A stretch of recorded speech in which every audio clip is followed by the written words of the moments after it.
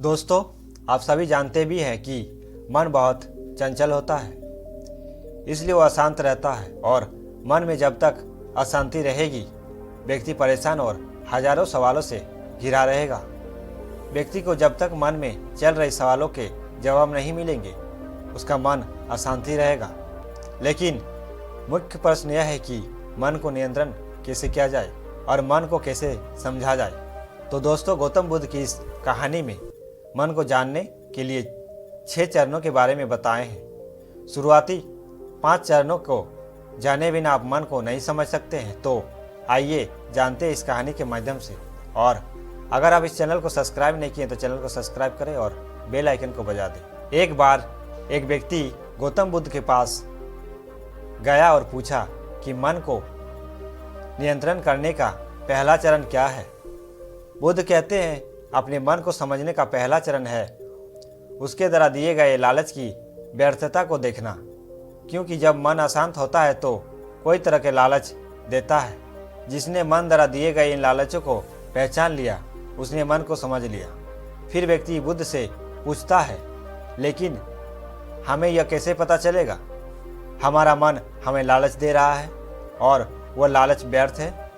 इसका जवाब देते हुए बुद्ध कहते हैं, अनुभव से। मनुष्य मन के लालच से जिस कार्य को अतिपूर्व करता है उसमें उसे हानि ही होती है और हानि के बाद ही उसे अनुभव भी होता है। जिसे उसने वास्तव में यह देख लिया कि नशा करना केवल दुख है, वह नशा मुक्त होना शुरू कर देगा। जिसने जान लिया कि इच्छा से खुद का नाश होता है, वह इच्छा से मुक्त हो जाएगा। मन को समझने का पहला चरण है। बुद्ध बताते हैं, मन को जानने का दूसरा चरण। व्यक्ति बुद्ध से पूछता है, यदि व्यक्ति पहले चरण से यह जान जाता है कि वह मन द्वारा दिए लालचों के कारण दुखी है, तो फिर दूसरा चरण क्या है? बुद्ध कहते हैं, खोज पर निकलना। दूसरे चरण के लिए ऐसे व्यक्ति की खोज पर निकलना होगा जो कि पहले ही अपने मन को जान लिया हो और उससे मुक्त हो चुका हो, क्योंकि वही तुम्हारा मार्गदर्शन कर पाएगा।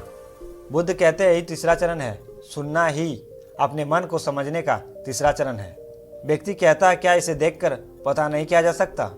बुद्ध कहते हैं, देखने में कोई व्यक्ति बहुत शांत और अच्छा लग सकता है, लेकिन उसके मन के भीतर क्या है यह उसके शब्द से ही पता चलता है।